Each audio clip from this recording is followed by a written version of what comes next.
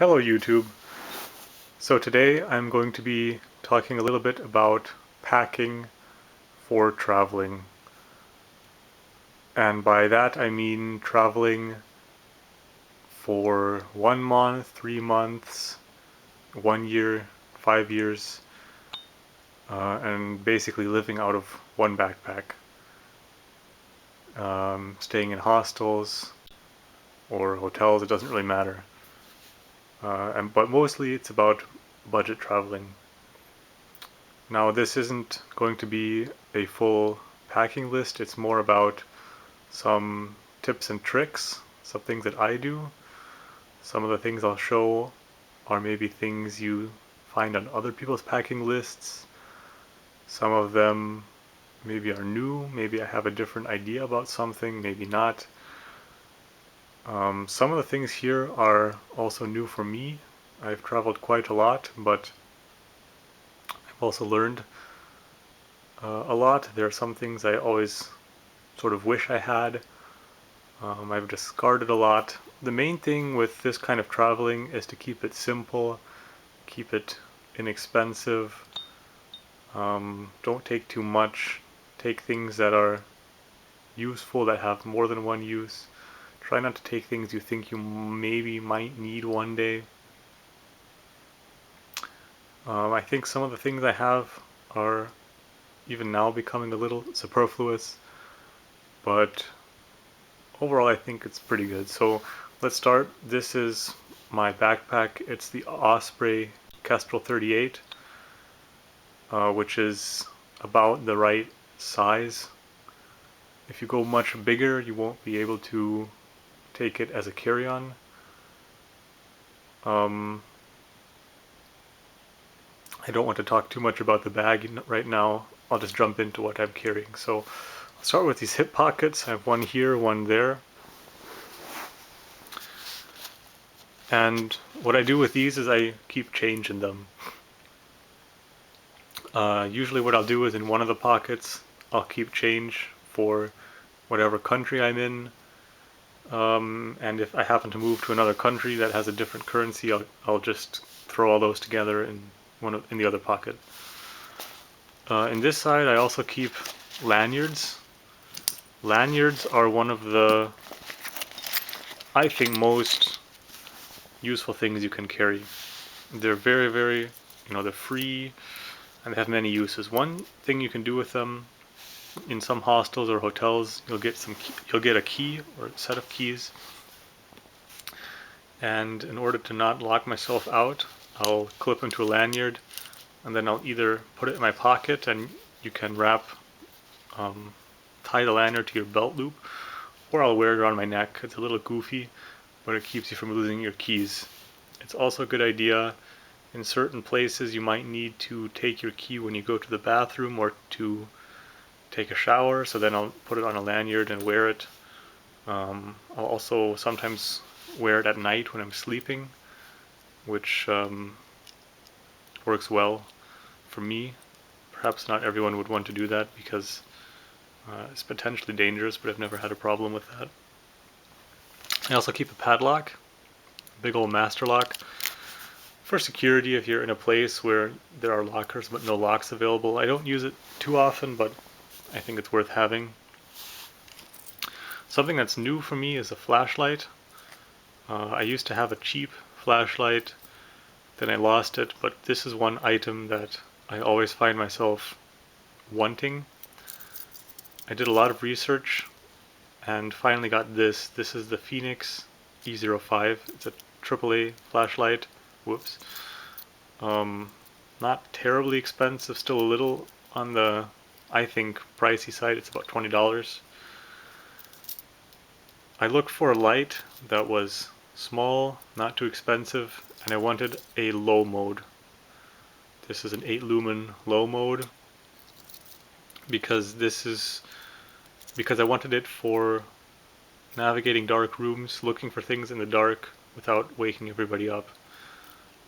It's brand new. I'll try it out, see how it goes, and again I'll clip it to a lanyard, and that way you can keep it with you at night or hang it somewhere, whatever. Another thing is a pocket knife. These are controversial. A lot of people say you don't need them. I think it's almost a must-have. Unfortunately, you can't fly with a pocket knife, of course. So many times I don't have it, but I think it's really invaluable. So I would carry this if I was checking my bag, or also if I was in a country where I was staying somewhere for a long time without flying. I'd think about buying one. You can always give it away or send it home. This is the model Spartan. That's the one I would get. It's the one of the smaller, lighter, less expensive ones, but still has a lot of functionality. On the other side, I just keep change and a key. I'll distribute what I have here throughout the, depending on what I happen to do between those two pockets. Next, there's a pocket here. This is the pocket for the rainfly. I've taken out the rainfly in, 3-4 years of many different trips. I've never used it once. These backpacks have some water resistance. It's debatable about whether you need that. This pocket I mostly have some cleaning things and some things I don't use that often. Another thing that's new for me is some paracord. I got this because one thing I discovered while traveling is that you often have to do your own laundry, depending on where you are. I mean, talking more about Europe, if you're in Asia, perhaps it's cheaper to have someone do it for you, but many times you might just want to wash something. So this is going to be a wash line for me. I got paracord because I figured I could use it for some other things as well. This is some glycerin soap. I got it for free in a hotel. I'm also going to try using that to do laundry. Travel towel. I got the smallest version. If I was doing this again, I would either get a washcloth or I'd go to a dollar store or some other kind of store and buy a chamois for washing cars, because these are kind of overpriced. Also, these tend to start to smell very quickly, so I would try to think about some other options, but a towel is to me one of the few absolutely essential things you have to take. So that's that. This is a packet with a sewing kit, some Q-tips, a couple band-aids, some earplugs. I don't think this is really necessary, but I'm going to try taking it. It's always good to have extra Q-tips, I think. Also the earplugs. Maybe it's good if you go to some kind of a disco. Try to avoid those places, but I think it's something useful to have, these earplugs. I also keep spare bags in this pocket. Ziploc bags for airplanes. Plastic bags for dirty laundry or shoes, something like that. Another plastic bag. Another thing I'm going to get is those cloth bags for groceries. They're very useful for shopping. They're also useful for carrying things. They're more durable than plastic bags. They're good for as a day pack if you don't have a different day pack. I don't have any currently, but I'm going to get some. It's another, like the lanyards, that's something that is very, very functional. And finally, a sink stopper. This is also a new thing for me.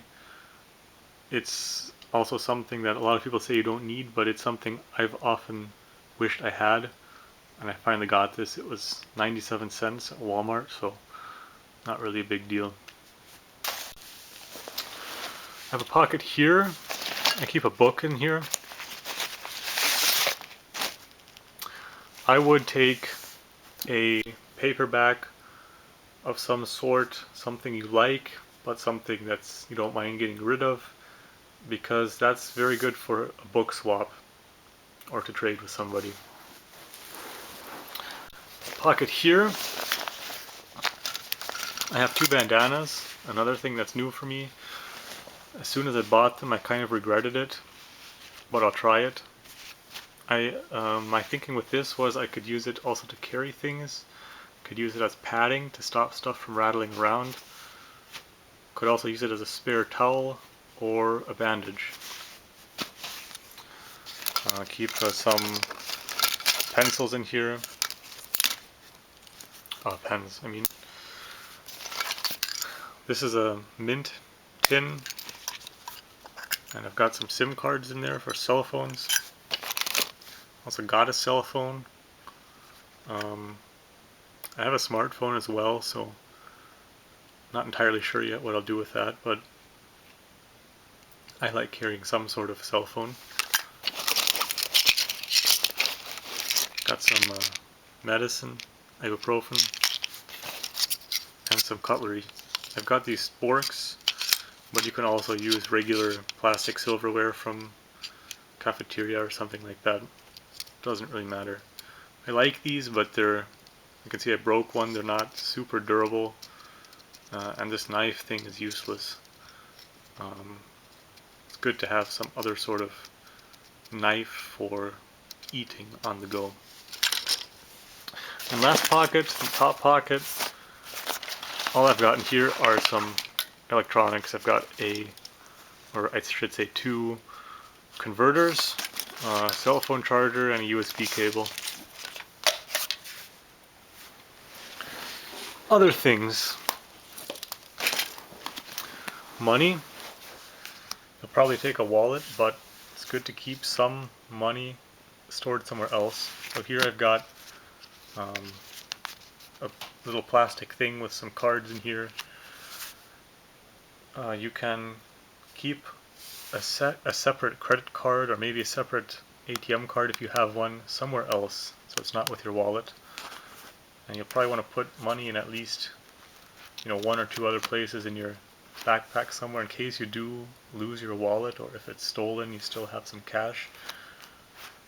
Preferably a cash and a card of some sort.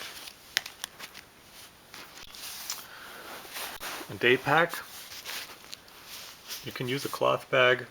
I happen to like having a backpack. I've had this for a long time. This particular one from North Face packs, but that's pretty much all it has going for it. It's not a very good backpack. If I were doing this again, I'd probably get something a little more robust. Maybe it wouldn't collapse like this, but for those few occasions when you're moving, you can wear 2 backpacks, or you can strap it to the outside somewhere. It's not really a big deal. But I do like having some sort of second small backpack. Water bottle. I don't really know how I lived without this.